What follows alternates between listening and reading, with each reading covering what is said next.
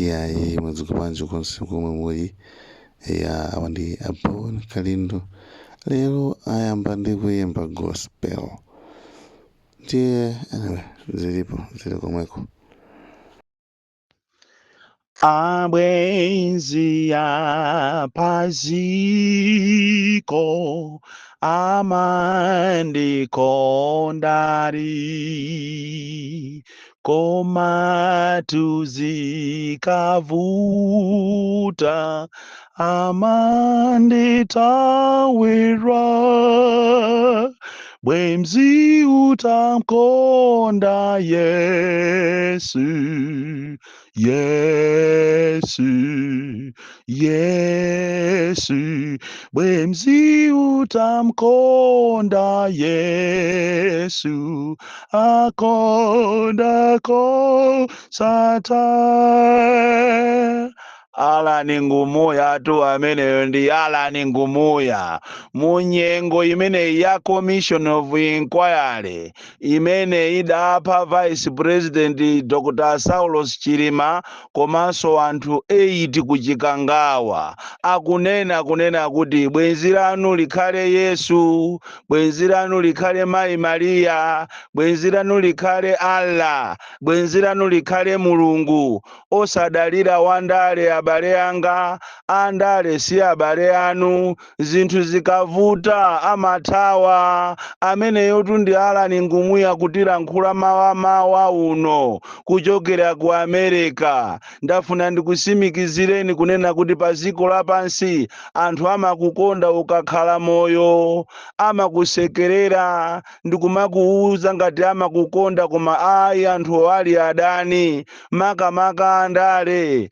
amakufuna nthawi imene akufuna voti, koma voti yo ikakhala kuti si period yache andale samakufuna. Motero kuti Amalawi nthawi ino ndiye mufunidwa, mupasidwa ndalama, muonesedwa zabwino, muona azigona pakana kumaliro, pakana kumakatunga mazi, kumaphika nawo ku kitchen, pakana kumagwada, kumadya nawo chipisi, kumadya matemba osaphika, ndicho linga kuti muavotere. Ndiye bwenzi leni ndilija limatchedwa kuti Yesu, Muhammadi, Allah, Mulungu, Mayi Maria. Amenewo ndi abwenzi eni amene samakuthawa nthawi ya mavuto amakhala nawe, nthawi ya mtendere amakhala nawe.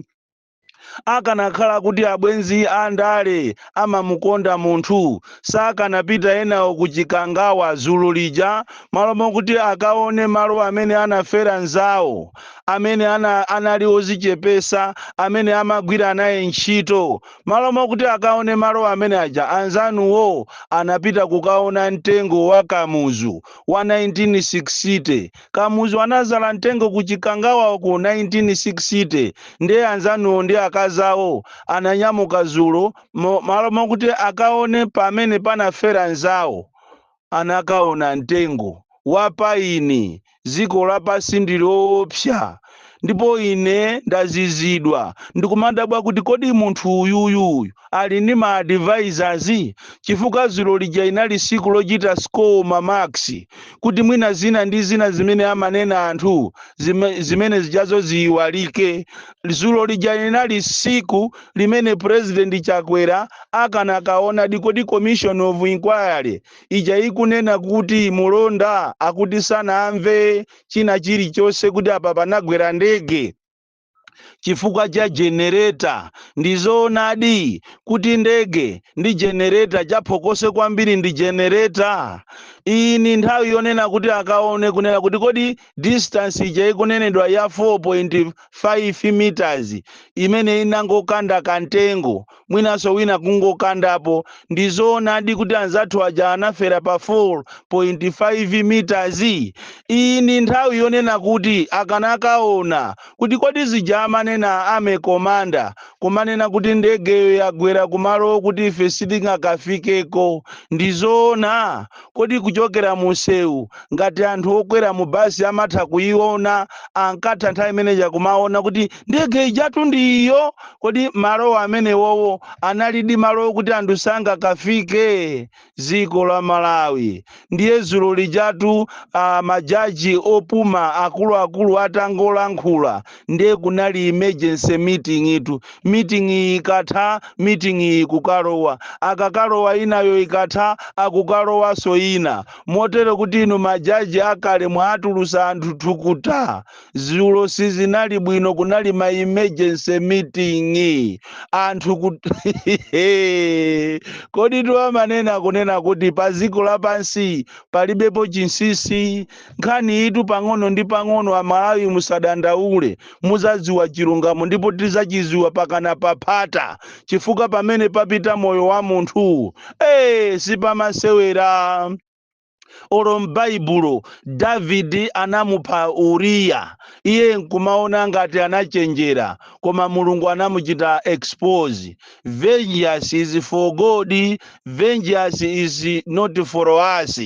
Ndi nthawi imene ziko tinayenera tibwere pamozi, tipempherere, tigwire makorona. Makandulo aja amatuluka aja, nthawi yake yotuluka makandulo sopano ndi inoyo, pamene ripoti ilili latuluka, ripoti yongofuna kumuchita kava munthu. Ndipo ngati ili nthawi yokuti tiopsezane, tiyeni tiopsezane, koma palibe wina wache kumulesa nzache kuti alankhule pa ripoti limeneli kapena pa imfa imeneyi, chifukwa anamwalira ajasiya nkhandwe etu, anamwalira ajasiya nyani, anamwalira aja ndi Amalawi. Ndipo aliyense kumene ali kwazizimvera chisoni kuti kodi ngati vice president anapita chonchija kuli bwanji ineyo. Ndi apa kuti pano pande kuli maaresti tu maaresti kunja kuno kuli maaresti, ma warrant of arrest, motero kuti somwina ngati yo amadziwa kuti ali ni mphamvu, akuziona kuti ali ni mphamvu kwambiri, ndiye kuti sotu majaji akale otu atani amangatu, chifukwa ndiye kwakonzedwa ma warrant of arrest. Anzathu amwayi ati achite mwayi mwezi uno wa December, atengedwa apite pa area sate, zonse zakonzedwa kale. Last Sunday kunali nsonkhano kundilande umene taona anthu ena akuluakulu a DPP akulankhulamo zinthu zosakhala bwino.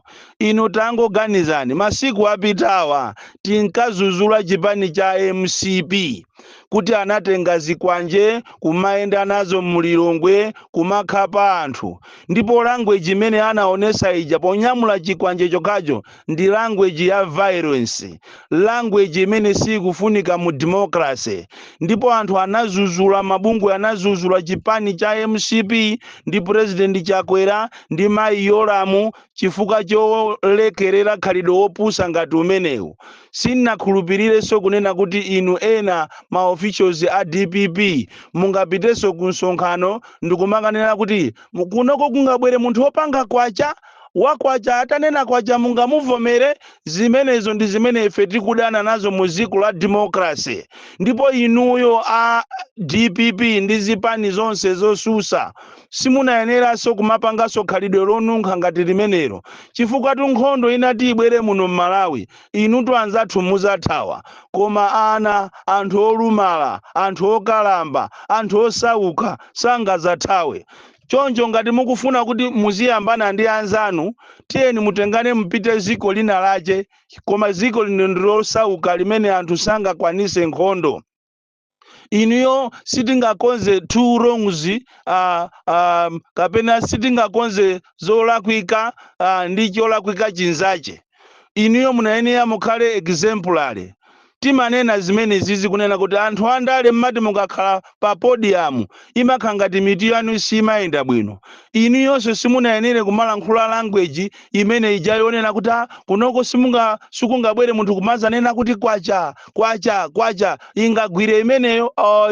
Inuyo mukanangopita kundirande kuja mulankhule ku mfundo zanu, anthu amve mfundo za DPP. Kodi pamene mwasintha ndipati, pamene mukufuna kukonza ndipati, kodi anthu akakuvotereni chifukwa chani? Koma mukamafunanso nanunso muzipanga ngati zimene akupanga afiti awawa, afisi awawa, zimene akupanga ziya kumanyamula zikwanje, kumazitenga ngati iwo ndi mabouncer, kumayenda ndi mfuti. Ndiye kuti zimene zozo pang'ono ndi pang'ono tikuyikwirira democracy, komanso Malawi muno mukhoza kuzabwera nkhondo. Choncho ndikupempheni inuyo ma officials a DPP mukhale nanunso ni meeting yanu kuti pamene mukupanga misonkhano, ngakhale olo wa UDF, ngakhale olo wa Ford, pamene mukupanga misonkhano tichite avoid mawu amene angachite cause violence. Zimene jasizi nakhale bwino. Inetu ndilibe tuzonyengerera, mwina ena mukhoza kumaona ngati ndikhoza kukuchitani spare. Ine ndilibe kuti ati kaya nimachokera kumulanje, ka DPP yo ndi anthu ena aga kumulanje, kapena akutholo, kapena achiromwe. Ine nimang'amba kung'alula. Atalakwisa a Ford ndi akhapa, akalakwisa a UDF ndi akhapa.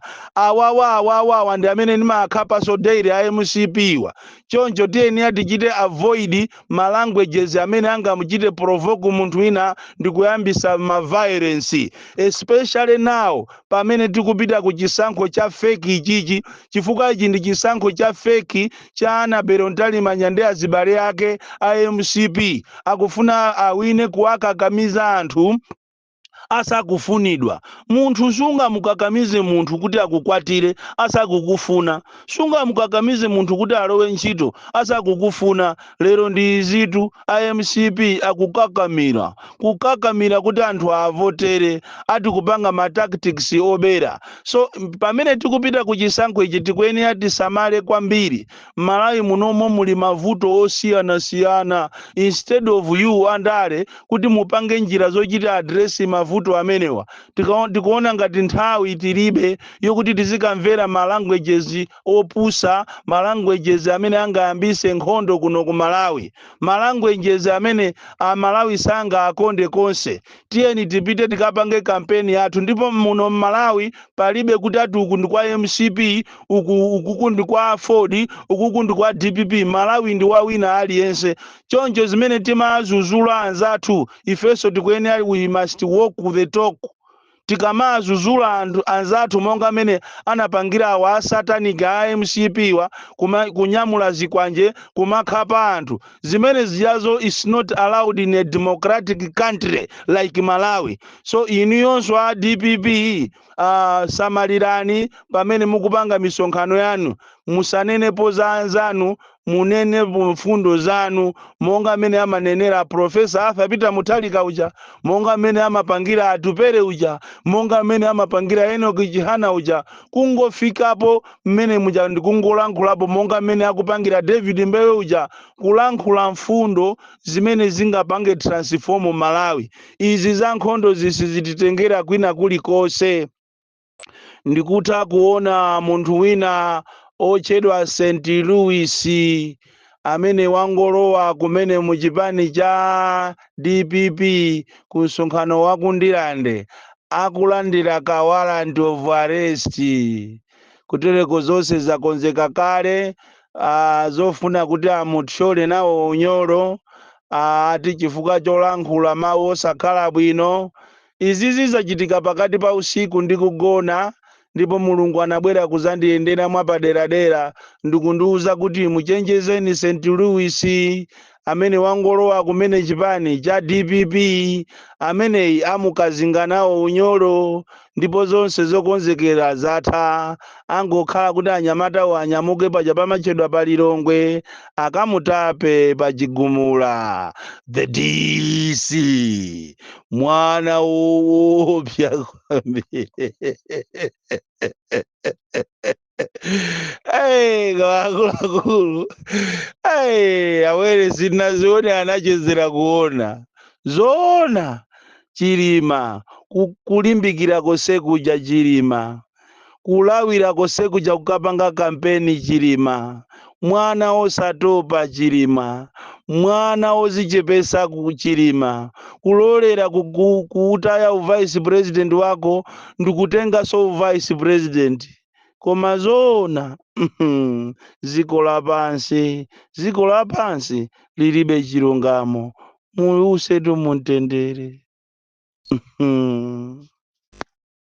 Like, share, allowing cameras, right.